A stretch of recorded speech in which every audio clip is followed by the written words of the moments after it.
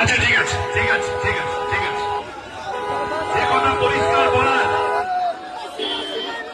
এই তৃণমূল এই বিজেপি এই দুটো আলাদা দল না।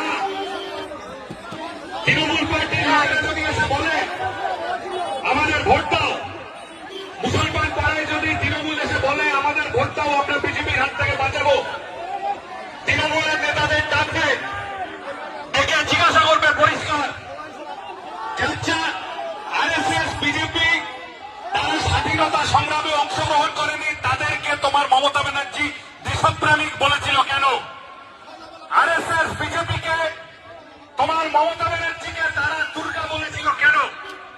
কেন বাজপেয়ী এর মন্ত্রিসভায় মমতা ব্যানার্জি মন্ত্রী হয়েছিল আরএসএস এর সাথে পুরনো রিস্তা, বচপন কা প্যার মেরা ভুল নেই জানা রে ভুল নেই জানা, তাই তো? তারপরে এইটা বলবে, তারপর যদি বলে না ভোট দেয় তারা 2 নম্বর প্রশ্ন করবে, বলবে ওয়াকফ নিয়ে দিল্লিতে গিয়ে আন্দোলন করো বলেছিলে কেন? কেন বলেছিলে? তোমাদের